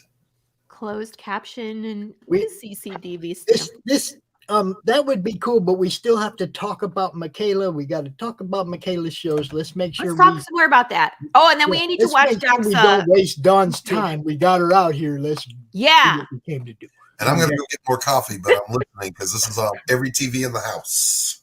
Hey, Doc, I'm out. Can you get me a cup too? I will absolutely bring you a cup as long as you drink it black like God does. I can if I have to. All right. Ethiopian. Black coffee is gross. I'm just Absolutely right, Q. I said if I had to, I would. That's cool, man. Oh, so I'm not sure what else you want to know about Michaela. Well, what are her shows like? Because it's Kidbits and Scribbles. So what's that show like? Who's the audience? Like, who's it for? It's like I said, it's a round table of different authors and different we have Writers, somebody who's been writers and authors, and we have somebody that does book covers, and it's just kind of a what are the struggles? What have you found that worked? Every week it kind of starts with a certain topic, but then it goes into who knows how many different directions. So right, like this show. Yeah, It's a similar know. to Think Tank. Think Tank? Yeah, similar to Think Tank, right? Or that's my question. I'm not familiar with it, so I can't answer that question. Right. I'm honest, I don't know. And then her other show, Morning Motivation. Pops had mentioned that she gets up like super early. How Yes, early is early? Well, it used to be like 6 and now it's 8 and it's whenever. She's a mom, so she has kids to take care of, and Or so We have her and I were discussing it. What I'll probably do is like I do with the Comics Foo, a couple of the other shows, show a replay of her last show, right? Like the day before her next show type of thing. Because she's not sure sometimes. Sometimes it's different, and it's like we can figure it out. She goes Tuesday at 7, and that's during the Ginge and Pedro show. So I was like, how about if we record it and maybe play it on Monday? Last week's episode on Monday, and then her new episode comes out on Tuesday live on her channel, and everybody can watch her live, and then we'll replay it again on the network next Monday. You see what I'm saying? Pops, I got a question. Yes. When you reached out to Michaela, did she say, "Who is this"? No. Did she say? Did she say? Come on, everybody! Tip your waitress! Hooray! I actually have an answer for that.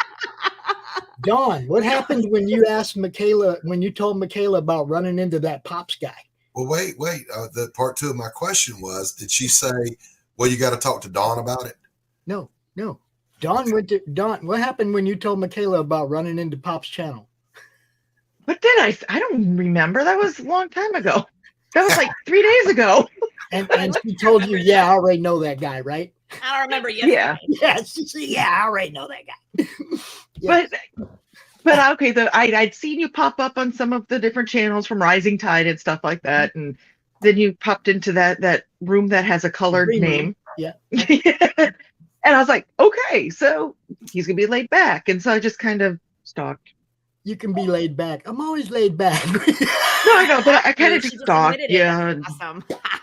Yeah. 'Cause, I mean, honestly, I have a lot of health issues myself, so that's why I'm trying to help Michaela as much as I can. I can't do this, this is something that I can't do as a full-time job. I can't, I can help out here and there. Yeah. But honestly, getting the YouTube and watching the different stuff that I've been exposed to since meeting Michaela has been really good for my psyche, believe it or not. And so, that's when it was like, okay, Pops, so it's like, she's like, he can be a little crazy. He's fun. And, but, that got me wondering what I did say. She's like, let me be careful here. What meds was I on that day? You just put her on the spot. Jeez. The cool thing about it is like what you just said. You looked at the channel and it's like there's different stuff, right? Okay, so somebody comes to me like you, and you want to have you're representing Michaela, and you want to get Michaela on a couple of the shows or whatever. It's like you're not coming to Pops and going, "Can I be on Monday Madness?" You're coming to Pops and going, "What shows on the network do I fit on?" Because there's a bunch. And I don't even fit on all of them. I don't watch horror movies, but I was having a blast watching the horror thing the other night about the zombies. Oh, funny. The shows are fun. Look, and the whole thing is if you are trying to promote a product, there are 6 or 7 different shows on this network that you can book a time on today. It's all right there. You don't have to go out looking for it. I'm trying to bring it all to one place for you. I did. Don't pull your love out on me, honey. Take my heart, my soul, my mind. I did share in the chat. I shared Michaela's Facebook page, Michaela's Mercenaries. So I'm a member of the merch, yo. Yeah, that's a word. That's a word, Dan. Psych. Psyche. You pronounce it psyche or psyche? Psyche. Like, well, I don't know what it means. I just say it. Depends on context, because when I was in school for psychology, that's how we shortened it, just psych. Yeah.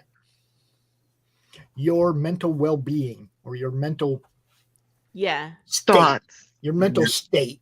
Your mental state. That's a good description right there. Quentin, stop looking at your eyebrows. Over there, look, I talked to Brian when I first started doing when I first started merging our network with Leo's network. I went over to the Rising Tide and I was like, "Hey, Brian, now's freaking time. Let's put all this stuff in one place, right?" Now they're building something of their own. They're building something of their own, and I'm not gonna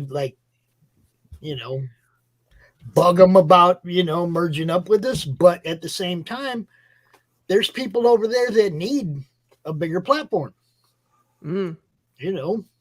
So we're going to do our best to put them in front of as many people as possible. Some of the people on our network have a few thousand subscribers. I don't. But we still get to cross-pollinate with their audiences. I'm jealous of Michaela having almost 700, and I'm jealous of Pops being at 700. When I got to 100, without even trying, on the comic book YouTube channel, versus 3 years of slaving away on my fine art channel to get to 100, I'm like, why am I even trying?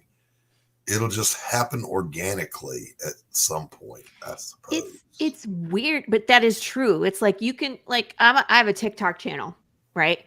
And I post stuff for the comic book, and I post, funny skits I do, and I post, me destroying things because that's what I do.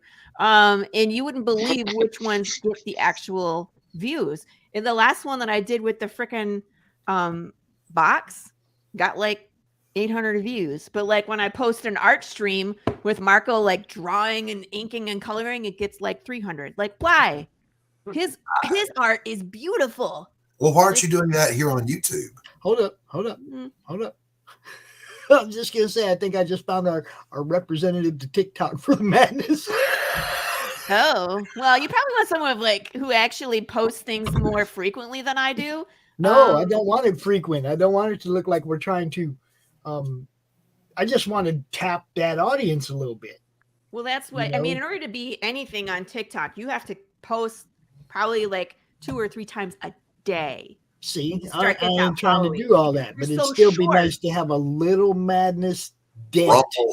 Rumble. Rumble is next. As soon as Rumble still won't let me into my account where I have 1,000 fucking videos.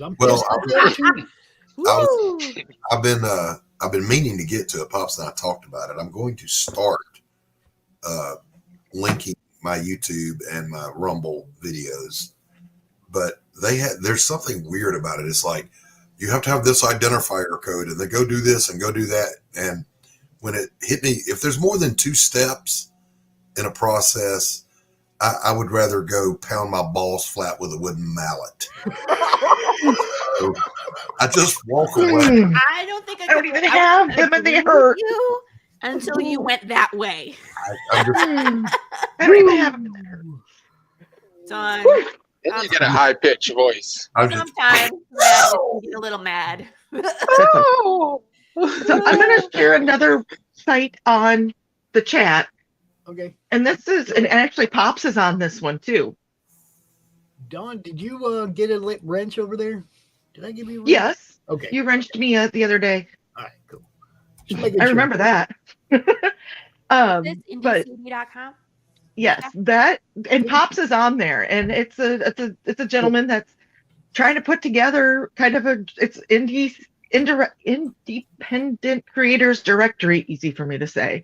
Gotcha. Is what that all stands for, and basically it's just a spot to drop your link. Yeah. The madness represented there. All the shows are represented there.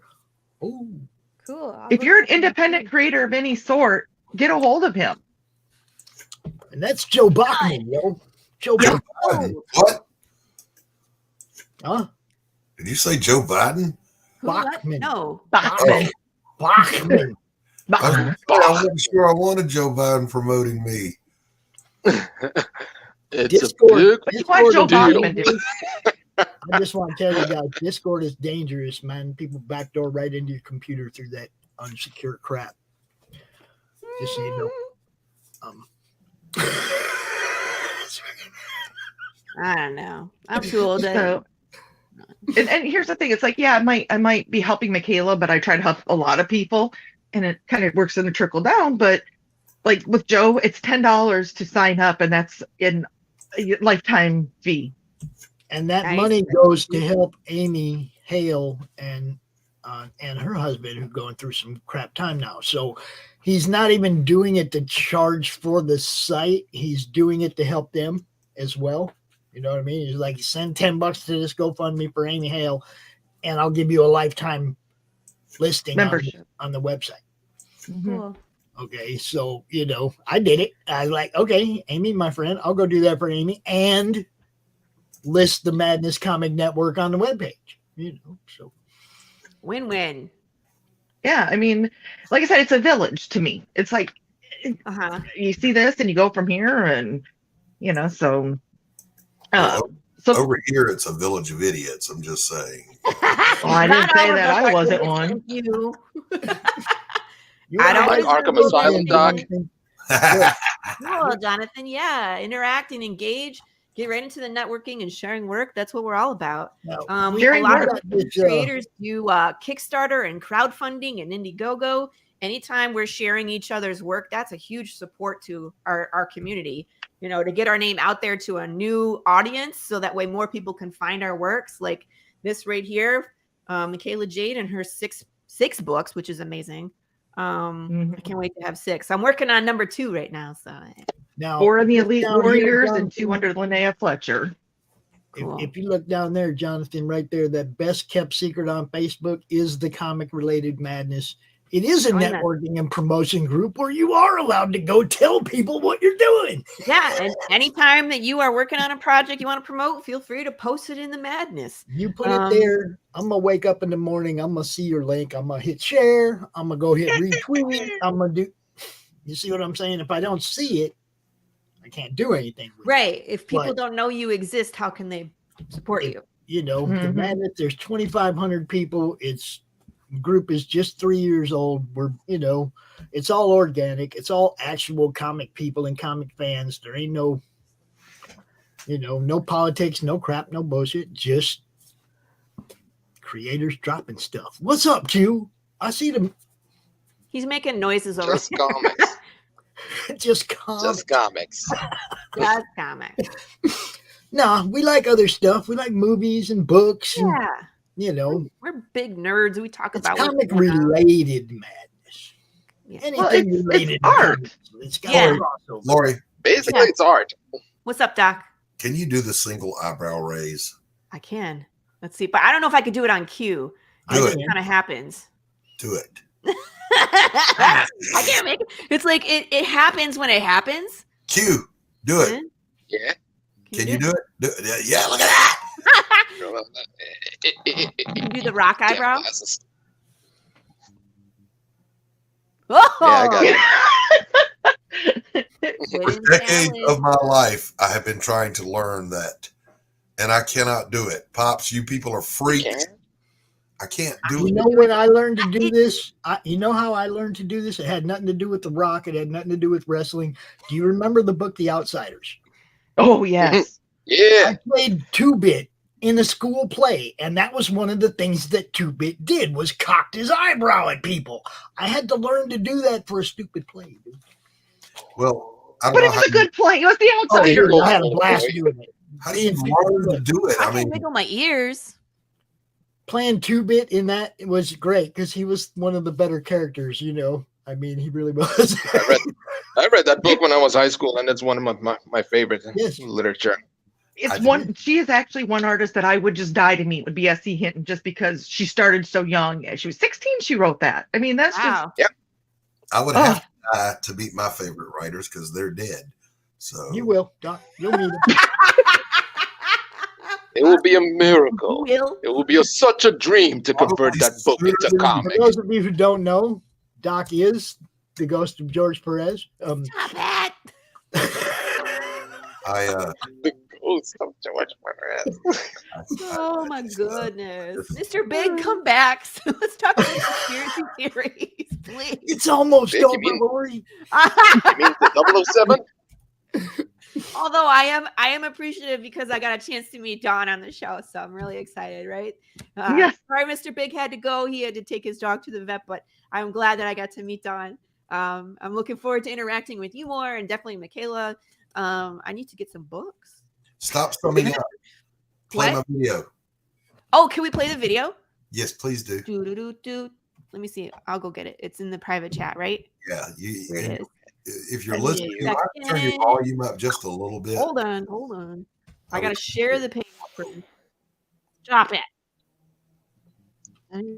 It's share screen. Blah blah blah. Mostly, absolutely, partially true story. Cool name, bro. Here we go. Turn it up. Pump up the That's as volume. far up as pump it up goes. the volume. How I Mhm, overcame my mhm. fear of heights and water and learned to swim. So back in high school, I met this girl. She was sweet, she was kind of cute, and she had other wonderful characteristics. To this day, I don't know what color her eyes were. We did all the stupid teenager dating things, and I got to explore her wonderful characteristics. We decided to get married like a couple of idiots, but I had no real job, no money, no opportunities. Like I said, idiot. Anyway, this was during the Cold War, and I was a patriotic kind of guy, which got me to thinking about the military. So I went downtown and met with a Navy recruiter. Why, Navy? His was the only office open. Marine Corps, Air Force, and Army were out to lunch. Dude was a chief petty officer, and in his dress whites, he looked like how you'd think God might have looked if he ever enlisted. He told me about the money and benefits for me and a young wife. I expressed my concerns about not being able to swim, and he said, "Forget about it. The Navy will teach you." So just like that, I signed up. Stop with the Me and her got boobs. married in the 50s. I had a quickie honeymoon, consisting of a lot of quickies. And off I went to the airport to catch a flight from Atlanta to San Diego. I was scared shitless of heights, and unless I became an astronaut, this plane was going to take me up higher than anything on Earth. What was I thinking? Oh, yeah. Plane takes off, and I start chain smoking my Salem Light 100s. Honestly, it was kind of fun, and I was sort of enjoying the flight, in spite of feeling like I would puke, piss, shit, and pass out all at the same time. Anyway, I get to boot camp, and boot camp stuff happens. Heads get shaved, uniforms issued, lots of marching, training, screaming, and the ever-present odor of foot and ass one finds in barracks anywhere in the world. After a while, though, I started to feel like I would actually make it. What? It happened. The day came for us to go to our first survival at sea training. We go inside this big-ass building containing the biggest pool I'd ever seen. Chlorine burned my eyes. I was not crying, and every sound was amplified and echoed forever. Our swim instructor popped up out of the water and spit a fish out of his mouth and said, "I'm your instructor, Chief Petty Officer Dick Grande, U.S. Navy SEAL. The most important thing you gotta know today is that it is impossible for you to die in my pool. So don't piss yourselves, ladies." He then asked if there were any non-swimmers. A non-swimmer in the Navy is equivalent to being a dirty commie. I sheepishly raised my hand. I was embarrassed, but I also wanted to live through this long-anticipated and dreaded day. He took us to the shallow end of the pool and instructed us on how to float. Lay back, eyes open, lungs full at first, and relax. You'll float. I laid back with my eyes open, my lungs full of air, and I tried to relax as I sank like a rock. I expressed my anxiety to the SEAL, who told me I would be fine. Even if I drowned, the Navy would bring me back to life and then make me repeat the drowning again and again until I became a swimmer. My confidence soared. He then pointed to a skyscraper that he called the diving platform, and my heart and my wiener shrunk 5 sizes instantly. He told us to climb to the top, wait for his command, cover our noses and mouths with one hand and our giblets with the other, and then step off and let gravity take charge. A nervous fart escaped my sphincter as I climbed Mount Everest. Sorry, fellas. Eventually, my turn came. Little chubby Filipino kid stood next to me, and the SEAL gave the order to go. The Filipino stepped off and vanished into the distance, never to be seen by me again. I tried to go too. I just stood there making twitching motions like an idiot. The SEAL bellowed up to me, "Get off my tower or I will erase you." Now, I don't know exactly what that means, but his threat and my unending love. Come on. I fell for about half an hour, reciting the 23rd Psalm a good 30 times, and then hit the water. I pushed off the bottom with all my might and broke the surface. "Help, get shit." I mean, swim. But the instructor saw the panic, and he was right there. "Open your eyes," he said. And just like that, I was treading water. I went on to swim the 2 laps and passed my first survival at sea. And did it for my country, patriotism, and, well, And you know. Boobs. What little story kids is this? For incentive beneath get your mind to. So until next time, this is your old pal, Doc. Take care. Bravo, sir. Bravo. That Oh was the my funniest thing I've seen in a long time. I was dying. Patriotism. Help against shit. Look, it took so many takes to record that. Oh my God. Because I kept getting cracked up at remembering how much of that was true. Well, you cracked up when you farted. Yes, it was just, I literally was climbing that ladder, knowing that I only had moments left to live. So when a greasy, stinky fart escaped, sorry, fellas, I'm about to die, and I don't care anymore. And he did say, and I told my feet to move. They were having no part of it. They just these little twitching motions, But then I figured, well, I'm never going to get laid again if I don't jump off this tower. And I was young enough where that was a priority. So I jumped. Boobs. Oh, my goodness. Cubes. He's trying to say he wouldn't jump off a tower for none of y'all now. Pretty much. Well, he already did it. He knows how to tread water now. It's not a big deal. This is why I was cracking up so bad. Is that he froze. He's gone. Did he really? Oh, Doc. We're all talking to him. Frozen. He has no Doc. idea. He's frozen. He forgot how to tread water. We got to pop this off because we got the Comics Foo Show coming up. Cool. Hey. Oh, God, my arms hurt. Oh, this was a great show. I had a blast, man. That was Between fun. Mr. Big and conspiracy theories and the mafia and hidden history.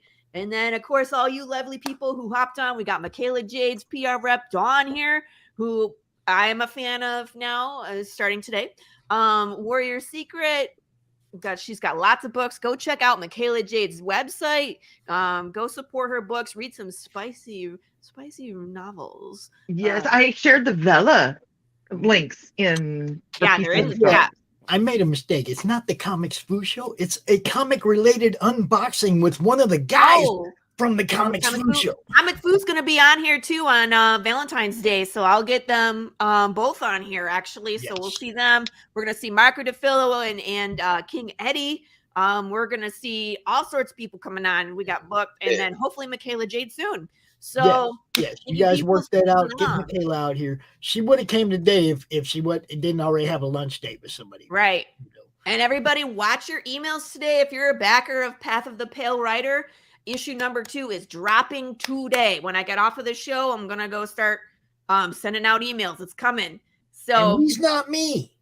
What about you? And he is not me. Oh, and they're not the same person. I mean, here's the We're not the same. Right. Don't be insulting him like that. He's pretty. Look at me. Look at me. Come on. Don't be insulting my friends, man. Y'all chill. Just chill until the next episode. All right. One I'm last gonna play a couple ads on the way out. Yeah. And, I got one last shout out. Congratulations to Carissa Grant, who met her funding goal for Worthy Chaos Redemption. It is at 100%. Let's get her a little bit of a bubble so that way when those, at the end when they cancel or they redo things, that she'll be fine. So it's a great project, it's a great story. Again, a little spiciness in there with the will they, won't they relationship with supernatural and zombies and zombie mermen and of course zombie Anubis. What more could you want?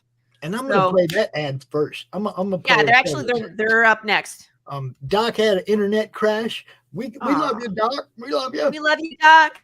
That was a great short. Guy's sitting there with his phone right now going. Don't miss Doc's show on Saturday mornings, Doc's Coffee Shop. You're on the Madness Saturday, Network. 10 a.m. Look, we got all kinds of cool shit going on here, guys. Just hang out with the madness. That's all I can tell you. Hang out. We'll drink some coffee. We'll talk about comics and shit. All right. Peace. Ah.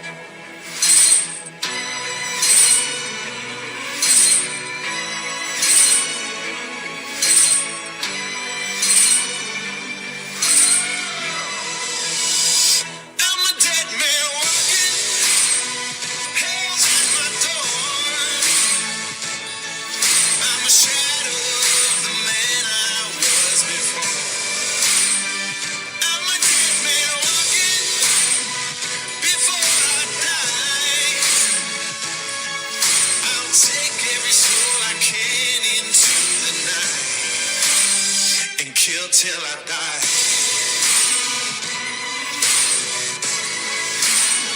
And kill till I die. How do you end this thing? How do you put the where? There was the brakes on this bus. I forgot. Jazz how to drive. hands. Jazz hands. Have a good night. Comic Books for Kids provides comic books to kids in hospitals and cancer centers across the U.S. It's a place where we can all work together to make sure every child has a comic book. 100% of all proceeds go towards the kids. It's about making a difference, and while they're in the hospital, allowing them to fly like a superhero, battle dragons, or rescue teddy bears. We are in every state in the country and now support over 160 hospitals. Every month,